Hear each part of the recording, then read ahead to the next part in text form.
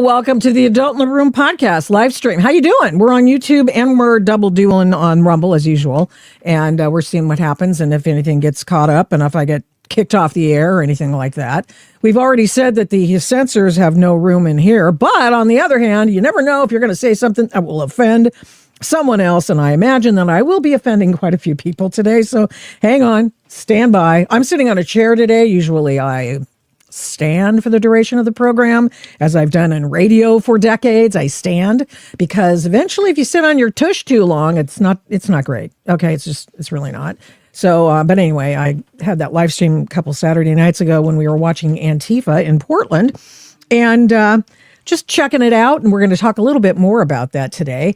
But I also wanted to mention the fact that we have been doing lots of different topics, and Antifa's been chief among them, primarily because I am a hometown Portland girl, and I've been following this story for years, since at least 2016 when my friend got beaten up not once but twice by Antifa, Mike Strickland, who was doing a live stream with me a week ago.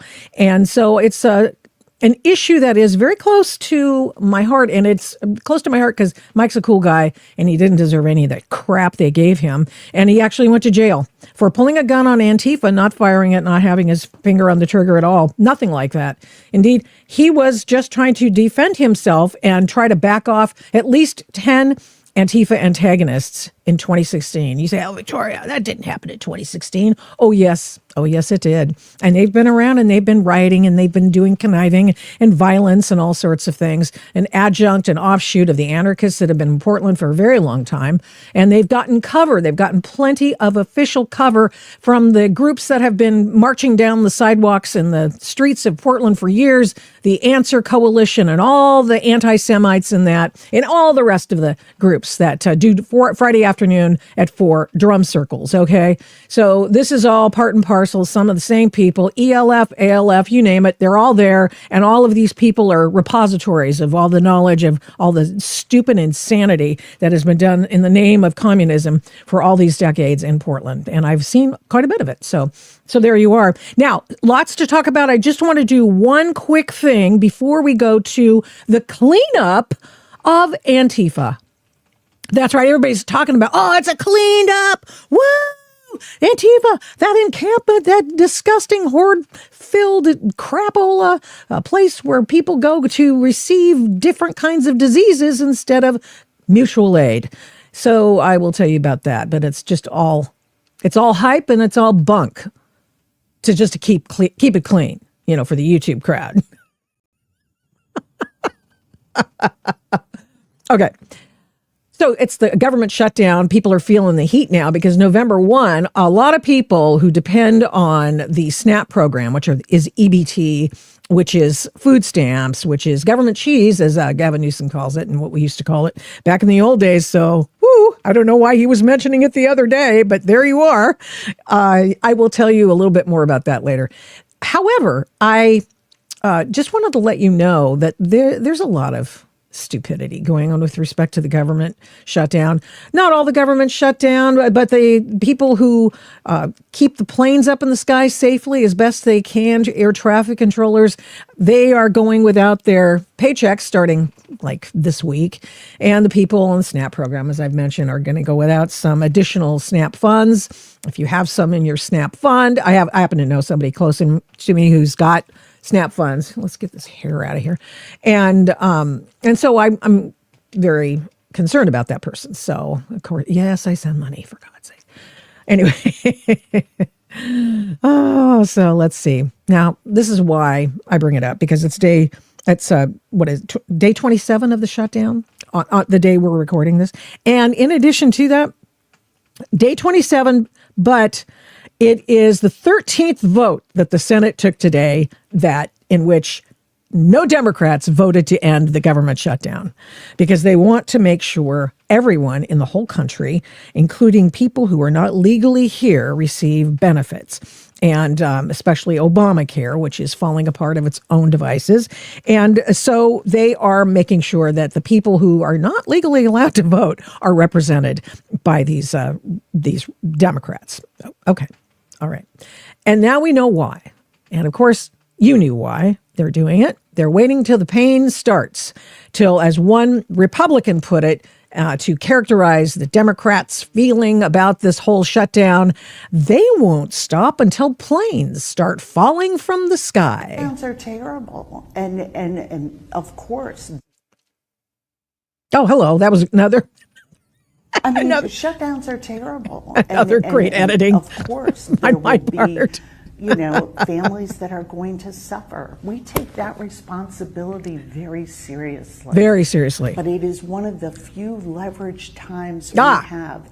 I mean, shutdowns. Wait, I did it twice. Bad edit at the front. I'm not quite sure what happened there, but so we've got this. This is the Democratic whip on the Democrats' side. So she's the one who's making sure that the votes aren't there to keep this going. And she goes, look, this is the best time for us to try to get what we want. We're going to try to out-Trump Trump and use this as leverage. And the leverage is why it's you. It's your airline safety and all that. And I'm not going to I don't want to be overwrought about this. These things will be solved. But we've got, what they're trying to do is take down what the Congress already passed in the big, beautiful bill, as the Republicans call it. So, okay, here we go. She's going to say it one more time. I just want you to know what she said. She later walked it back and, I didn't mean that. What? Oh, wait, I got caught. Wait, you guys, I got caught.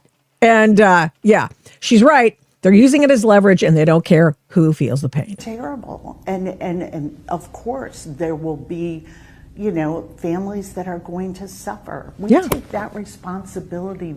They want to take the responsibility, and they take it. How do they take it? Very seriously. Thank you very much. I appreciate that. So this is what's going on, and so we will keep you updated on it. And it's just one of those ridiculous dramas. In fact, I would just like to say, the minute that this thing is done, they're going to have to come back and start with the appropriations process in order to fund the government for a little while longer. Who knows what's going to happen then? And there are 12 appropriations bills that are supposed to be done by what we perceive to be, we assume, are the grown-ups in Washington, D.C., whom we send to represent us because it's a representative republic. So here's where it's not a democracy. Sorry, folks, for those lefties watching today. It did disappoint. So we send these people and we assume they're going to do the right thing, right? I mean, we do, but they don't. No. They play games. They make sure that their nests are feathered and all that stuff, and they get theirs. But you don't get yours. I've never seen somebody. Do you know that lady that what's her kisser anyway? Stand by, Catherine something or other. She's the whip. She made $500,000 in stock trades that redounded it to her benefit by $500,000. Like just recently, so homegirl doesn't need the food stamps, if you know what I mean. I realize that's a cheap shot of me. Of course, a lot of people who are rich who think that we got to help the people who are lesser than ourselves, lesser in money and things and stuff. I get that, and so it's a cheap shot. But I would just like to say to you that these people are supposed to be the adults in the room. And in fact, it takes somebody like me who's been watching these people for years, and I'm just kind of wondering, okay, here we go again. I'm so sick and tired of these temporary funding mechanisms. I'm so over it. Over it. I have, let's look at something else. Let's look at my story. This is my story. Convenient timing of Portland police takedown of another Antifa encampment is beyond cynical. Okay, a couple of things in the headline. It's not as pithy as I usually like to write them or whatever, but the bottom line here is that the timing of the Portland Antifa clearing and the encampment clearing is suspect because it just is. And the reason is because they've been waiting for this. They keep appealing the decisions. They keep losing, by the way. We went over the Ninth Circuit Court of Appeals decision a couple shows back and gave you literally chapter and verse. How they keep arguing the same things. Oh, Donald Trump, He cannot order federalize National Guardsmen. How dare he? Well, he's got every right in the world, you pinheads. And so the Ninth Circuit just reiterated this. And of course, you knock us over with a feather, me conservatives like me conservative. Well, we're shocked because the Ninth Circuit has just begun to change character thanks to Donald Trump naming people who have brains in their heads to this court. And so they do occasionally do something right. In this case, that, which put on pause the folks who say, "Hold your jets, Karen Emmergut, you nutball," in Oregon and Portland. Come on, you guys, you can't do this. And so anyway, so they appealed it to an en banc collection of all the Ninth Circuit Court of Appeals people and about the issue of the National Guard. And so we're waiting to hear. Now, I say this because this is why it's happening. They don't want the National Guard there. No kidding. I know. I know that. Do you agree? But what they did to go forward with their plans to dupe the Ninth Circuit into believing that Portland police are fully capable of keeping Antifa in check in their no-go zone in southwest waterfront area of Portland. And that's right, it's a no-go zone. That means you don't go unless they say so. And that's what they've been doing. But we'll get to that in a minute. Let us first go here. Now, this is Katie Davis Gort's vid for Turning Point, Post Millennial. And so they're cleaning it all up. Now, this is Antifa helping to clean up their own damn mess. And, of course, they never cleaned up all of it because the cop shop had to come in with a team of people with brooms and I hope some disinfectant. Do you ever see these places? I did video of it when I was there. And it was, but you know what was so funny? Amid the filth, there was really nice food that was catered and in boxes for these people who are, on the first shift of rioting, second shift of rioting, or maybe even a third shift. You never know. They might run 3 shifts. Don't know. At least 2 go. And a lot of them, they get fed and watered at the local safe house run by some very, very unhappy man who believes that there's no hope to be found in this world, especially in political parties. And I get that, but there's more hope than that, buddy. I hope you find yourself in better terms someday. Okay, so then we've got this guy, and Katie's back on the street. Thank goodness. She was gone for what appeared to me that she was gone. What do I know? So so they're taking down their own pop-up tents and they're doing some stuff, and it was out pouring down rain. It was just a hot mess. Okay, so then what they did was they made a show of it. The cops wanted to make sure that Antifa did not take over the street in front of ICE. Okay, that's actually in front of the school, but needless to say, they wanted to stop them from running the streets, and they were going to ultimately, that was earlier in the day, and they were going to clean up the encampment being operated by mutual aid people who receive funding from, I don't know, just people. I know, I just put out a GoFundMe and all of a sudden I had $10,000. Oh, really? Yeah, I don't know who gave it to me. It must be somebody really secret. And that person might be getting funded from a NGO of some sort that gets funded by the Soros Foundation or whoever. There's so many. Arabella is giving out millions of dollars to this thing. Okay. So, we've talked about the funding sources and we've gone through the rabbit trail of that. Okay, so, but they want to make sure, the Portland Police Bureau wants to make sure that you see what they did there. See, we're standing, they've got the Oregon State Patrol blocking the street for them, and the police are there as well. You better get the fuck out of my city, Nick. This is from Nick Sorter, who's been down there off and on. It gets amazing video. Good for him. He's just getting...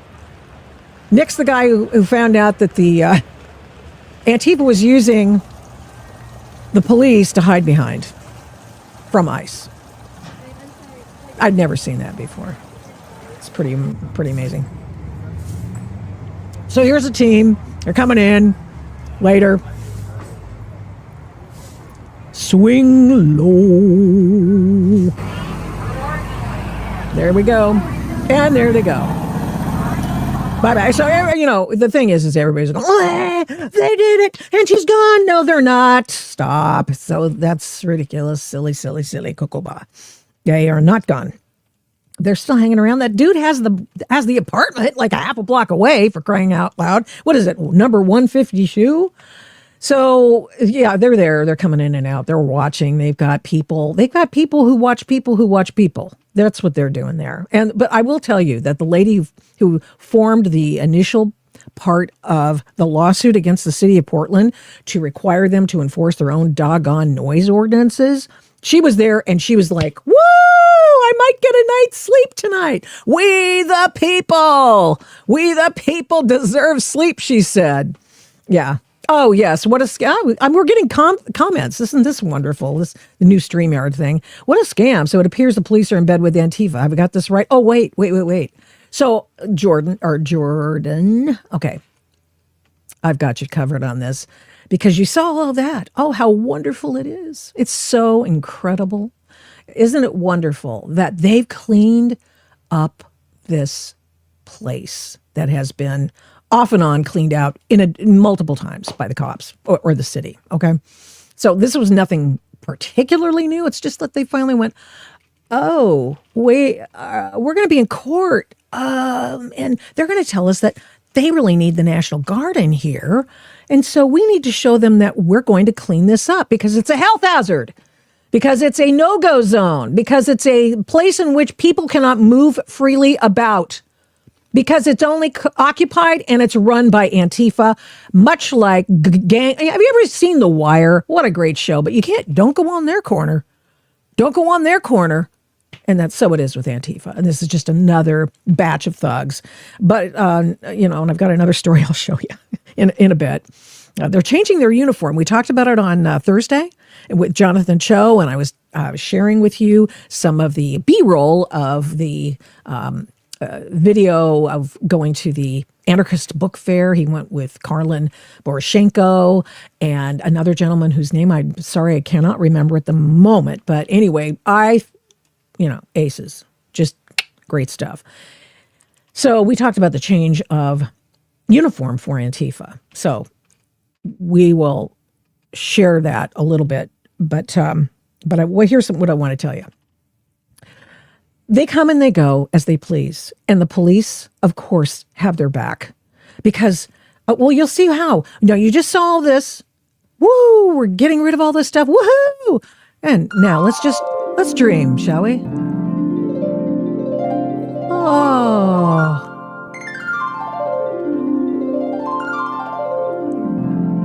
Isn't that beautiful?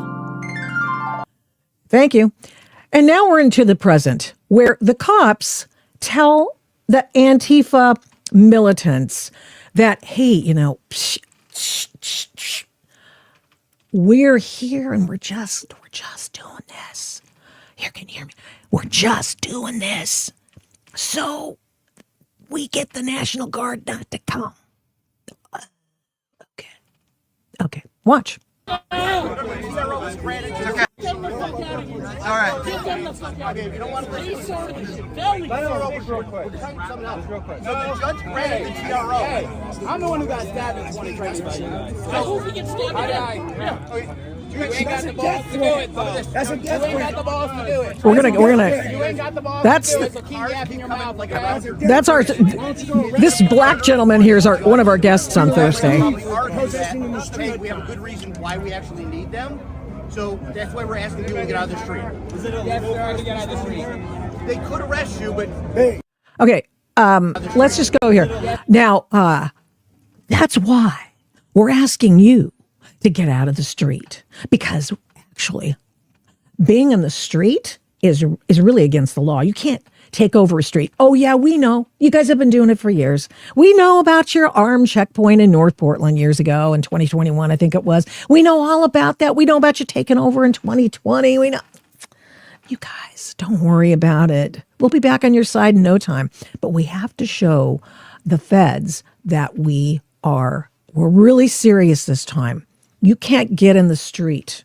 They could arrest you, but we're asking you guys voluntarily, let's just get on the sidewalks. Because if a car comes through and hits somebody, it's a better way for the government to say we need defense. And we do definitely need the feds. We definitely need the feds in here. Because That's your one of those- mayor is terrible. It's giving you terrible orders. Yeah, I couldn't. You guys should be able to work with ICE. Yeah, I couldn't agree with that guy more. But those people are douchebags. But I will say that this dialogue officer on the back end here, we have more video of him, thankfully, from one of the wonderful YouTubers out there. And okay, so they're going, well, hey, you guys, we're doing this, and we're doing it because we're going to help you, help me, help you. Let's get your tents down. Let's pretend that we're really cleaning up this whole mess. That's a security feature. And let's make sure that we keep up the ruse, because that's what this is. Okay, so then we've got. Let me see here. Hold on. I've got that. I got Davis Court's thing, and then we have Nick Sorter's piece. And now I'm going to show you. She said, if she can find it very quickly, the video that was done earlier this month. Watch this. Earlier that you don't know if this is actually Antifa. You can't say that this is Antifa, right? Well, no one has stated that they are Antifa. Saying I am part of the movement. Okay. They're just people that are wearing an all black uniform with a black mask and a hat. So they may fit the profile of somebody, but without them telling us or we having further information for that, we don't this want guy to start lumping people into categories of groups. Yeah, we can't. We couldn't possibly bump people into categories with black bloc. We couldn't. We could not possibly, profile Antifa when they're strapped and they are taking over a street. We could possibly do that. Here is the same guy, and this is probably the same day, same interview. And the reason I bring it up, I just want to make sure that you see this, because this is where he is talking about that. He's talking about Antifa running the street in front of a federal building. Okay, let's go. Them to block the streets. Yes. So it's a delicate balance of people's First Amendment rights and then allowing cars to move through. This is not a one-way situation. There are other ways to get people from McAdam off and on McAdam. So as of right now, we're not going to enact anything to prevent people from being in the roadway while they're practicing their First Amendment right. We are asking them to not be in the street if they can. That may change, but when I've gone to do a riot or a takeover of a public street, I always say to myself, I really don't want to offend anyone with my activities. So I'm just hoping the police will let me do this. Of course, they don't do.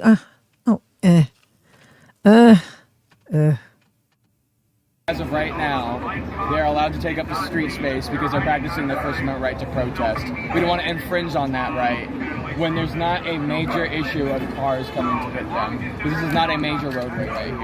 And people can get around them easily. Okay. And they're also having their own porters to help guide traffic out of the way. Okay.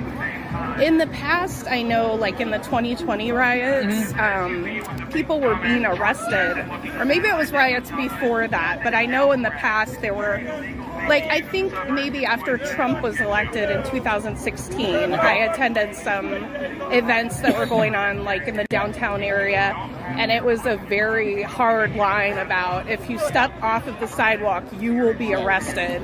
So has the policy changed, or? I don't know. So again, it's not like people couldn't get arrested for being in the street. We're just not going to arrest people for being in the street right now. If we're ever going to do that, we will make an announcement. Hey, we are going to make arrests for people who are in the street. Anyone that wants to leave the street can leave the street, and they won't be arrested. Okay. Thank you, Officer Friendly. That's an old version of Throwback to West Side Story. Here we go. Now, I want you to see this because this is around the same time, and this is the same officer. And there's a person who lives near this thing, the ICE headquarters and maybe one of those apartment buildings and all that stuff. Okay. And I was trying to get onto another street, the main street, which is McAdam Boulevard. So here we go. It is the same officer. Now, here's the man who just said, well, we're not really going to let in. It's really not a problem with being in the street right now, but it is against the law. Okay, yeah, it's against the law. Any more hand gestures I could accord to him. So here he is telling a woman in a car for which I thought streets were made that she may not drive. You go to these kind of people, you would be stopped and arrested. Thank you. Do not try to play that game with me right now. Man, do not play that game with me right now. We're not going to a crowd of people in this car. Back it up and take a left. If you go through this crowd of people, you will be arrested. You will be arrested. I'm telling you, if you go through this... I just have to stop for just a moment, if you don't mind, to appreciate the fact that he's raised his voice and he's telling a normal person, I assume, that she may not do that, but he's doing it. He's yelling at her. Yeah, you're going to be arrested. It's a two-tier system of government, a two-tier system of justice. And it starts with the dialogue officer for the Portland Police Bureau. Outside the ICE building, a federal facility in which they allow, as a security risk, they allow people who hate ICE and want to do them harm to take over the streets.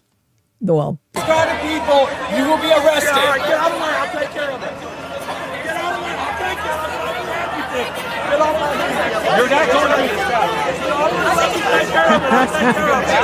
there's that guy again. There's the other dialogue officer who just told Antifa, psst. Later, hey, we are going to clean this up. We're doing it so that the feds don't get upset, and then we can sell the idea to the Ninth Circuit en banc hearing that we're gonna clean this up. Trust us. The only time they get upset with somebody is when they're not Antifa doing. And by the way, in this cut over here, let me just go back to this dude. Yes. So it's a delicate balance of people's. It's a delicate balance between blah blah blah. And First Amendment rights. That is nonsense. We've gone over it, chapter and verse, literally chapter and verse. The Portland Police Bureau and the city have the right, indeed the authority and responsibility, to determine time, place, and manner for protest. Now, they have been doing this for months. Believe me, time, place, and manner has they've worn out their welcome.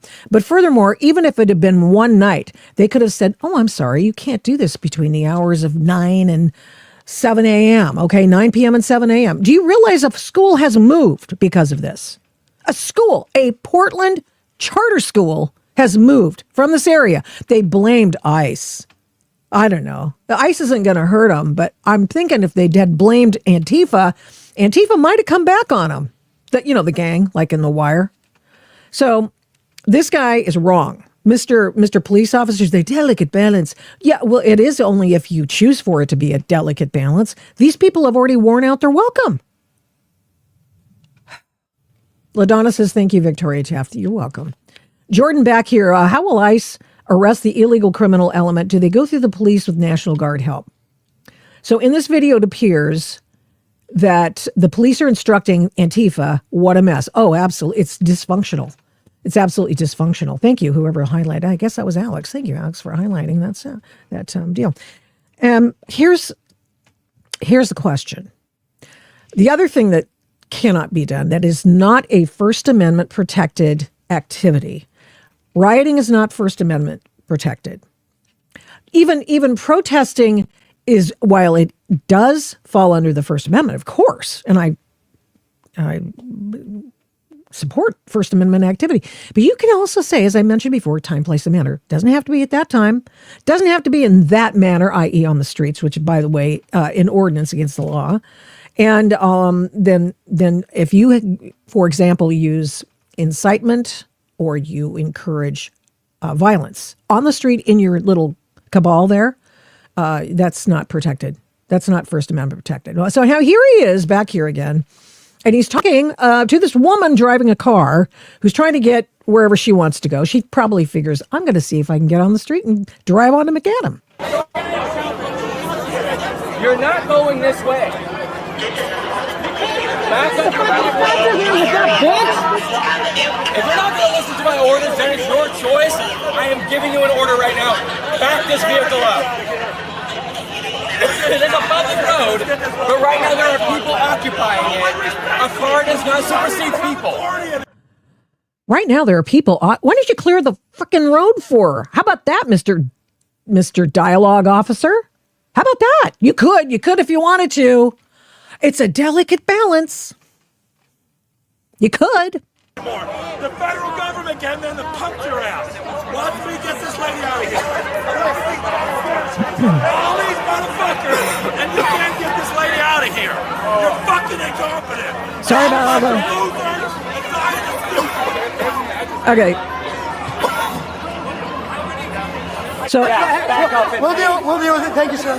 now they're insisting that the counter protesters back up, and now the cop now legitimate Portland police officer. The dialogue officers can't affect arrests. I know that because the Portland Police Bureau sent me a wonderful press release about how the dialogue officers are very valuable, and this is what they do. And by the way, they can arrest people. So why didn't they arrest Katie Davis Scott's assaulter when she had that woman dead to rights, who punched her with her flagpole, as they are wont to do, in her eye, affecting a black eye? Why did they not do that? Well, we didn't know. We didn't have, we didn't. They had video, actually.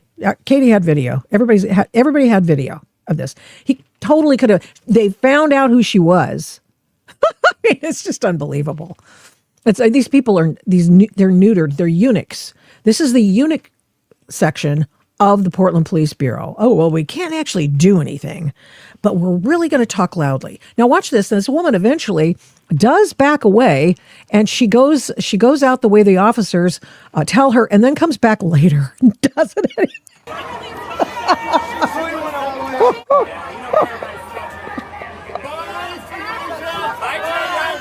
Yeah.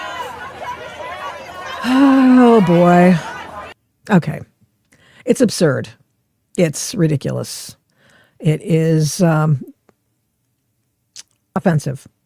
It's offensive to anybody who believes in justice. It's offensive to anybody who believes in blind justice, which I would like to think we all do live by. We'd like to live by those rules, but they don't in Portland. There's a real soft spot for Antifa, and I attribute it to a couple of things. One, half of those people probably work for the state or the city of Portland or OHSU or something like that. But I would say the second thing is the people who keep these shock troops for the left in ramen are the same people who give money to their campaigns. So these are people who are paid by the same people. So there's a friendship, a kindred relationship there. So I think those are two of the chief reasons. And I would also tell you that they really don't like Trump. They don't like anybody on the left or the right, I should say. So there's hatred, and there's actually hatred that is irrational against people with whom they do disagree. And this has been this way for a very, very long time. I used to have the city of Portland people. I used to have mayor on. I used to have, top, city council commissioners on my radio show all the time. And they weren't dumb, okay? They weren't stupid. They had certain viewpoints, but we would mock them with regularity when they did something really, truly offensive that was out of the norm of regular American life. And this has gone so far beyond the norm of real American life and civic life that this is why I highlighted it. I mean, I'm not in Portland anymore, but I can't stop at take three. Can't stop talking about this. Oh man. Yeah, there's a lot a lot going on. Like last week, on Thursday, we talked with Jonathan Cho, who's an independent reporter out of Seattle. He's been in Portland. He's been in Seattle. He's done some really creative as well as very important work for the Discovery Institute and also for TPUSA. And he went with a woman who has apparently done a lot of study on the left. And to her credit, she helped take them to Jonathan and another reporter who's, I told you the name, I can't remember. Anyway, but she has now decided that Andy Ngo is someone to be reviled and we should just ignore him because she's the top dog now. And I think it's really sad because I think we can there's room for both, actually. And so Karlin Poroshenko took a shot at Andy and said these words. So, mistake number one that Andy made this week, Andy refused to give me any credit for the Turning Point USA piece because he's a bitter, petty little gay man sitting in his flat in London, not doing any actual real work. Okay? So that's mistake number one that he fucking made. Mistake number two that he made is this happened this morning. So I had a really interesting... I edited this so that I could just pretty much get all the Andy Ngo pot shots that she had done for a long period of time collected a little bit so that you would not have to go through the whole live stream. Obviously, I can't play that for you, but so she obviously has some issues with Andy. Oh my gosh. This fucking head cold, man. This is like pissing me off. Sorry about that potty talk. I had a really interesting conversation with someone today. I'm not going to say who it was, but I need you guys to trust me that this person is a very, very, very credible source. This person is someone who has worked with Andy Ngo. This person is someone who has done quite a bit. I had a conversation with this person today, and I was told, Karlin, people close to Andy Ngo are coming into my DMs to send me things to discredit you, to try to prevent me from working with you. And everyone... Okay, so she goes on, and the reason I bring it up is because I would think that in the entire live stream I happened to view myself the other night, so I get brownie points for that, she didn't mention that Andy Ngo, and I think she'd know about this, that Andy Ngo has had death threats and almost died on the streets of Portland like twice from being beaten. And she made mention of the fact that he lives in London. He does. And he does also continue his work from there, and he hires people to do some of the street work that he used to do, and they don't know who they are. I'll let her talk a little bit more. This is coming from is someone that works for Andy Ngo. And guess what? Who the primary person is? The primary person this is coming from is someone who actually does Andy Ngo's research for him. So Andy Ngo isn't even doing his own research. Andy Ngo isn't even doing his own journalism. Andy Ngo is effectively paying someone else to do his journalism for him. And that made this week, Andy... I don't want to start it over, but okay, fair enough. She has a problem with that. But it would seem to me that somebody who is done as much in-depth Antifa investigating as she says she has would know. You live in London, England now. Tell me the circumstances behind which you had to actually move there. Sometimes people think I was being dramatic when I said I had to leave the US for safety reasons. I mean, they might not be aware that I nearly died. It took a very long time to get some improvements through various forms of therapies through the hospital. Leading up to the 2019 beating where they punched me repeatedly on the head and face so hard that I was bleeding out from this area under my eyes, bleeding out from my ears, and then bleeding in my brain, which I didn't know at the time. They threw all those drinks on me, and you know, these are the pictures that people see when they first Google. It's me covered in these drinks. Okay, so you'd think that Karlin would mention that he'd been almost killed by Antifa, Not once, but twice. He says once. He had to go to the hospital in 2 cases. That was 2019. 2020, I was undercover and embedded in these riots. And that's how I gathered the field research for most of the material from my book. 2021, I left the country for 6 months. And I thought, maybe it's time to go home. My parents are in Portland. Their health was not great. It was very difficult being away from them. So I went back to Portland and I thought, maybe I can do more reporting. At that point, I had received a lot of death threats.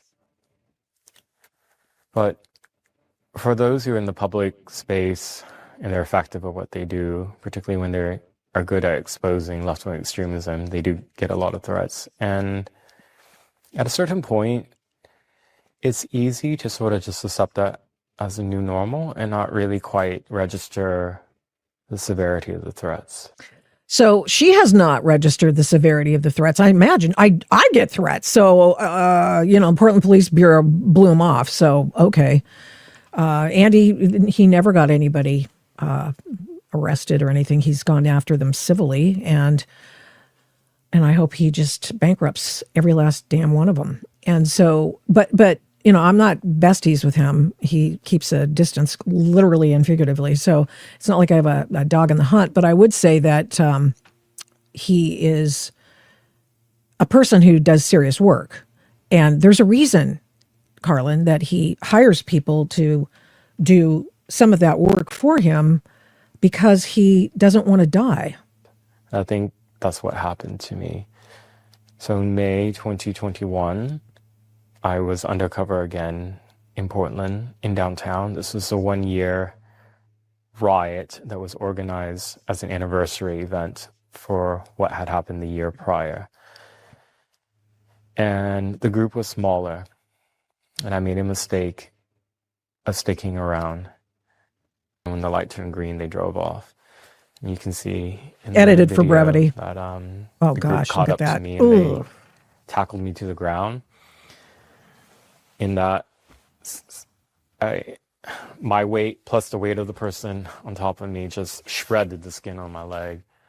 And Probably then broke a rib. as I tried to get up, some other person ran Then up they beat him again. in black bloc and just kept punching me until I fell to the ground. And then they choked him out. And that person held me in a chokehold really hard.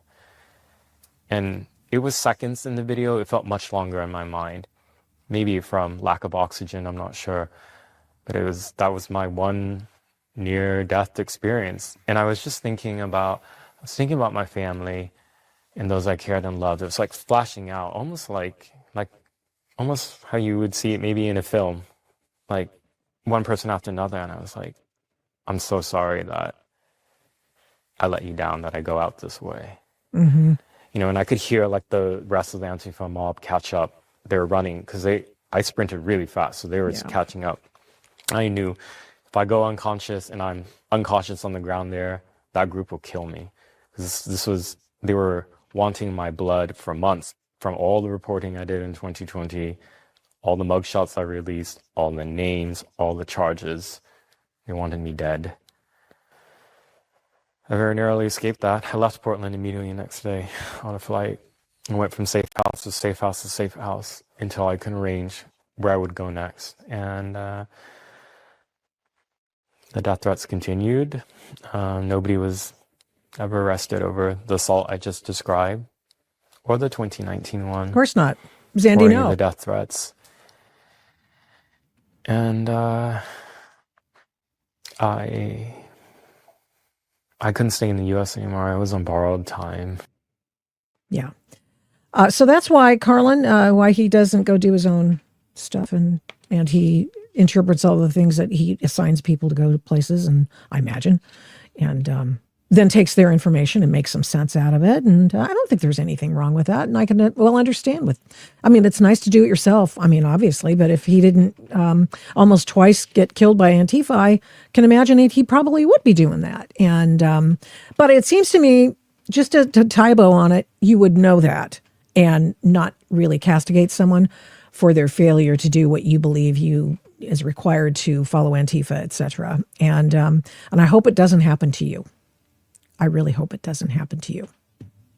So anyway, let us move on because there's something else going on. I would like to say that it is disturbing. It has happened a couple of times in Washington State, and it is people who have been put on blast by the left who they're collecting signatures, for example. And they collect signatures, and then they are met with people who try to keep people from signing their petitions. It's illegal activity, but it is organized by let's be honest, union left. And so that's been going on in the Washington State. I've got examples of it, which I'll play in Thursday's episode. And I will do that so that you can well appreciate how just intense it is to have these people in your face, and then people who don't want to sign your petition because they're afraid they're going to get caught up in the drama or hurt. See, that's how it works. It's called intimidation. And the same thing happened to a group in California. These are people who were just doing sign waving and that sort of thing to oppose Prop 50. That's Gavin Newsom's attempt to completely reorganize the way in which the apportionment is done in the state of California so that they can scoop up a couple of additional Democrat seats, take a couple from Republicans, and change the Congress.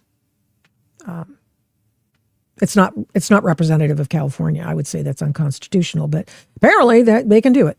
So Mike Joe is with the Chinese Americans for the Constitution on the harassment. And did I pronounce your last name correctly? Yes. Yeah. Yay! How are you? Thank you so much for coming on the Adult. Yes, thank you for having me, Victoria. Thank you. What happened? Tell us what happened. Yeah, basically on Sunday at 3:30, three of our supporters, our group, our organization, were hanging waving the sign, no Preposition 50 in the bridge. Basically, it's in the place called Carmel Mountain Road over I-15. Mm-hmm. And, suddenly Gavin Newsom supporter, stopped her car, parked in the middle of the way, and began to harass the three our supporters who were peacefully waving the sign. And then, they harassed a few times, and then so basically our supporter was retreating, but when she began to become aggressively, one of the supporters called the police, and then that lady stopped, but she on her way back, she yelling at our supporters, Why you say we go to China? Racist. Yeah. I'm playing it, but I'm going to turn it down so I can hear you talk over it. We'll do that. This lady yelled at our supporter, said, "Go back to China. Go back to China." That's very racist comments. So our supporter recorded the last part. So that's what happened. That stings. I've been told to. Of course, I grew up in the Pacific Northwest in Oregon and Washington, and spent much of my professional and adult life in California. Had a California license plate. Came back for the summer to visit relatives, and was told by someone, "Go back to California." And I thought to myself, I feel a little bit of what that feels like when somebody tells you, "Go back to China, go back to Mexico, go back to wherever." It's rude. You don't know me. You have nothing to say about it. And I mean, what was the affiliation of this person? Who is this person? We don't know yet. We don't know yet. But she is a supporter of Governor Newsom of California. One thing I want to point out, right? The Democrats, the left, always claim they're a party for immigrants, right? Right. But it's their support really, this kind of like racist comments. Actually, this reveal their true color, right? They are really only the party of immigrants who really follow the Democratic Party rules. If we have different opinions, they do not have, want to include us. They want us to go back to China. As a matter of fact, all support are American citizens. They have no right to ask us to go back to China. This is racist assault, harassment, intimidation against, our supporters. So you're out there against Proposition 50. Tell me why. Yeah, basically, actually, I'm the chair for this committee really against that. So there's a couple reasons, right? Number one, many of Chinese Americans like myself, we suffered the communism rule in China. We knew, we really cherish the democracy and, and also freedom in America. And Gavin Newsom's Proposition 50 is a betrayal of the democracy. Why? Because in 2008, California passed Proposition 11. Also in 2010, California passed Proposition 20, all giving the rights for congressional redistricting to the Independent Citizens Committee, not in the Democrats, right? This time they want to take away citizens' rights. That's number one.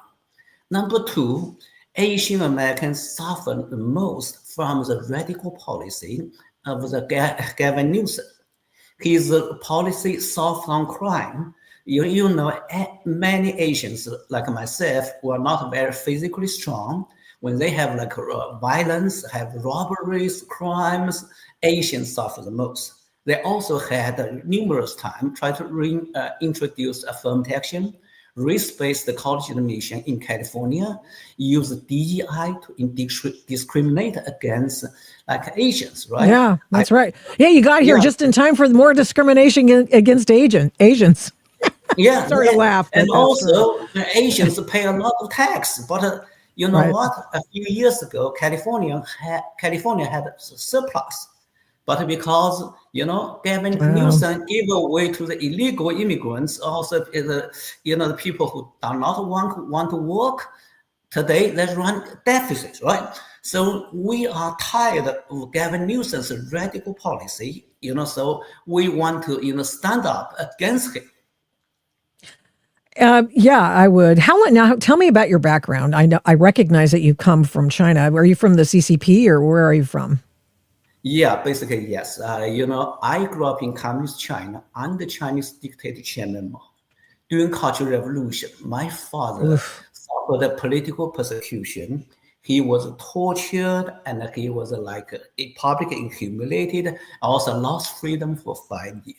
But that political persecution did not stop at him. My grandparents they used to be landlords. They were deprived of the rights to continue living in Kunming, the capital city of Yunnan province, was sent to the countryside.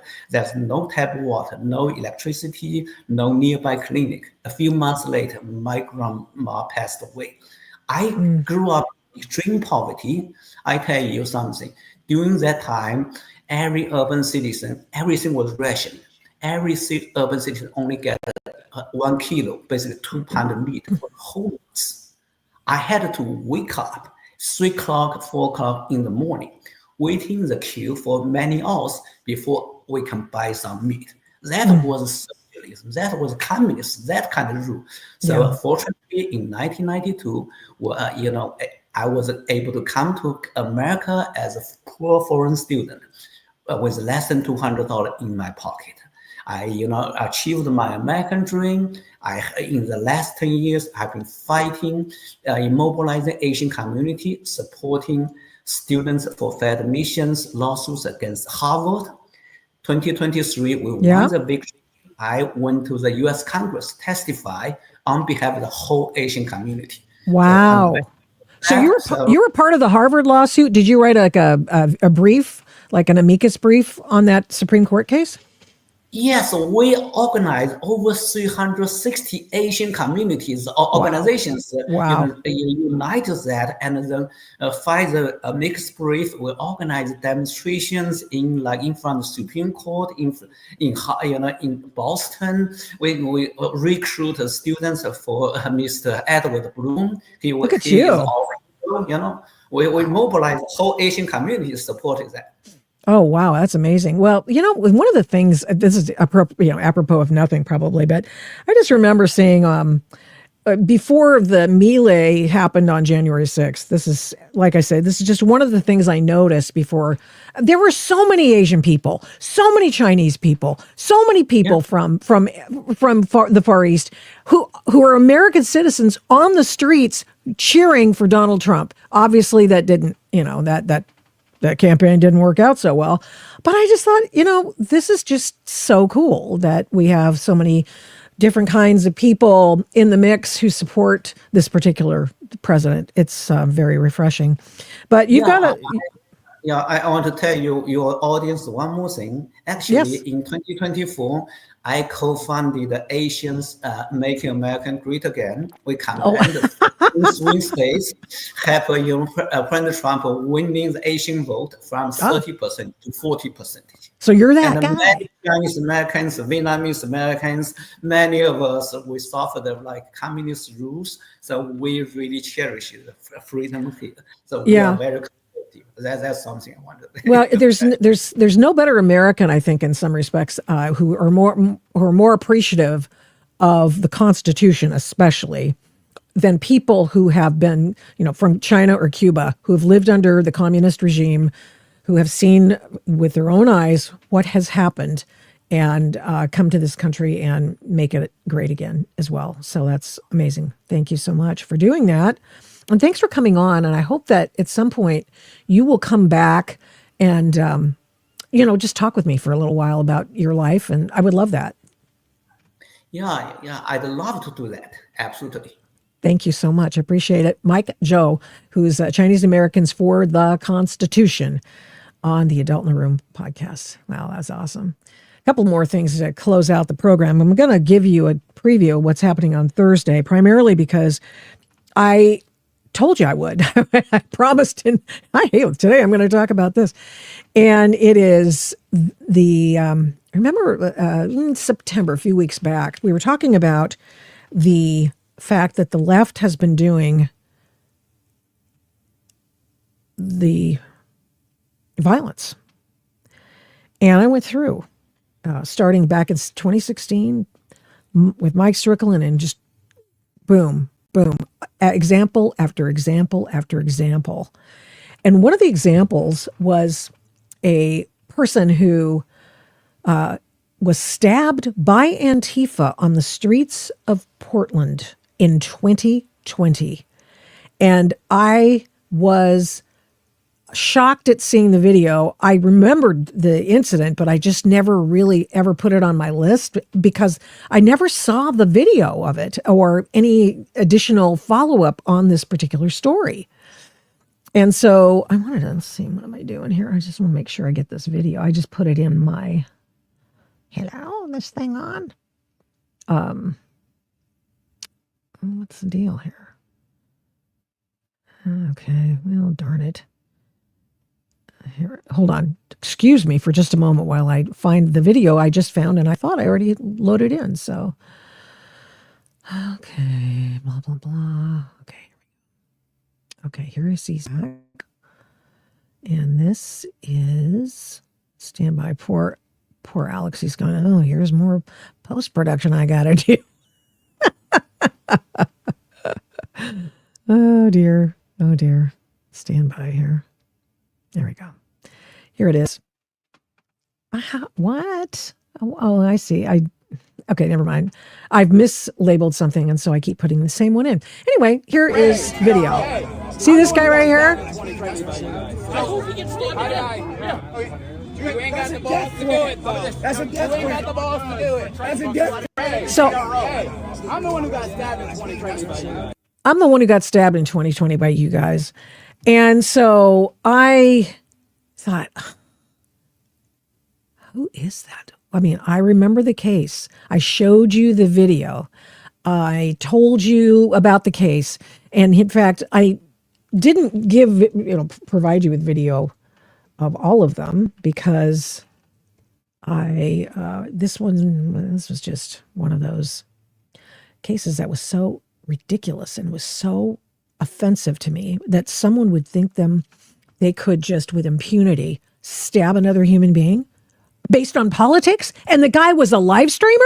Have you lost your minds, you nutballs? And of course, it wasn't too long after that Aaron J. Danielson was assassinated on the streets of Portland at about the same time. The Summer of Love, where all the wonderful people were there. Remember all the moms who were put in the front lines, very similarly to the way that the Teletubbies were put in the front lines and the ice skaters were put in the front lines of the ice takeover of the street there. So I don't fall for, I'm not falling for that banana in the tailpipe. Okay. Sorry, it's a throwback. Okay. So he's going to be on the program on Thursday. And he also is going to, I guess, be back in Portland to check things out. And there's also something going on in Seattle, which I believe I do have that poster of, and it's been going around. And it is something I wanted you to see. Sure. Where is this thing? What the heck is going on with my ability to keep this stuff straight? There's a big thing going on, Halloween-ish this weekend by Antifa and all the leftists who say, "Oh, okay, we're gonna throw a riot. Everybody come, okay?" And they'll have everybody in the Teletubbies. There was a salsa dancing group out there at the Portland ICE situation the other day, and it was like, "Oh, you guys missed it. They already took down the encampment." At least you could probably wait till they reoccupy. You'll be fine. Everybody will love you. You can go in front of all the black bloc out guys, and then you can do whatever you want. You can dance, or you could, if you wanted to, take a few shots at the ICE guys. Yeah, I say that because that's why they hide the people in the front. They do the people in the front, the people in black bloc in the back. Now, remember when we talked to you on Thursday, we had Jonathan Cho on, and Jonathan Cho talked about the situation with. Among these things were the hit list, for example, of all the people. And that's Karlin Boroshenko was on there, and Jonathan Cho was on there. And there's the guy who actually helped them, in addition to the anarchist book fair, was on it. And it's a hit list. I mean, it's like, watch out for these people. And if you see them, you might want to do them some harm. I mean, that can be taken no other way. And of course, there was another one out at the place as well. At ICE headquarters, there was another list. Okay, so I would like to tell you that I'm going to do this one now. I hope, can you see this one? Yeah, here we go. Nope, it's not going to happen for me. Oh, well, doesn't matter. I wrote another story based on what Jonathan had told us last week, and it was the effort to change the uniform of Antifa from black bloc to keffiyeh cloth. They're now going to show up in keffiyeh cloth to further confuse the authorities. So that was this part of the story. I wrote one for PJ Media the other day, and it was part of the story that got the most, I would say, the most comments, and it got the most attention, because people are like, "What is going on here?" They look like Hamas terrorists. They are aspiring to look like the terrorists they are, the Hamas terrorists. And so I would put that to you as well. So my computer's going nuts. This is interesting. Hey, thanks, computer. You really, I mean, I'm already having enough computer issues, but now I've got Crazy stuff going on. Okay, so that's it for today. Thursday, we are going to have the man of the hour, the Black conservative. We're also going to talk about the election in Virginia and in California on Tuesday, and what we can expect with respect to election integrity coming up for the 2026 midterm election cycle. Lots to talk about. We will, by that time, have the decision from the Ninth Circuit. Let's see if there's anything. I'm going to just look it up really fast. Ninth Circuit, Court of Appeals. No, that's not it. Nope. Nope. And nope. Now, they've got another decision today, but it doesn't affect the National Guard issue. Okay. They said that one judge in the federal court circuit, I don't even think it was a district court, it was a district court judge, said today, on Tuesday, that Donald Trump cannot fire people in his employ. It's just, I mean, how many of these decisions do we need anyway? So the lawfare continues, and in addition to the fact that this Ninth Circuit Court of Appeals approach to get en banc hearing of the National Guard question and be able to keep an injunction going is lawfare as well. So anyway, until Thursday, we got a big show for you on Thursday, and I can't even imagine what else is going on. So we'll have it all for you on Thursday on the Adult in the Room podcast. Thanks very, very much for helping us out today. And for the people on YouTube, hey, welcome. Great to Thank you so much for watching and listening to this episode of the Adult in the Room podcast. We do not take you for granted. We appreciate every single person who tunes in every week to listen and watch this program. We're here every Tuesday and Thursday, live streaming on Rumble, and then on every other podcast platform shortly thereafter when we can port it over and get it over there as soon as we can. All the shows can be found at victoriataft.com, where the censorship regime has been banned by me. Follow me on social media at these names: Victoria Taft, the Adult in the Room podcast, and the Victoria Taft Show. Send media inquiries, or any others for that matter, to victoria@victoriataft.com. And here's a big ask. Would you please subscribe, share, like, comment, recommend, and give this program a 5-star rating where you can? We really appreciate it. We do not take that for granted either. Follow my work at, you guessed it, victoriataft.com. PJ Media, I write tons over there. Flamingo Audiobooks, and of course the radio. I don't do this alone.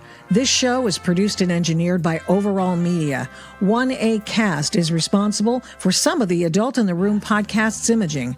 Logo design by Hageman Creative. The Adult in the Room podcast is produced at Flamingo Road Studios. All rights reserved.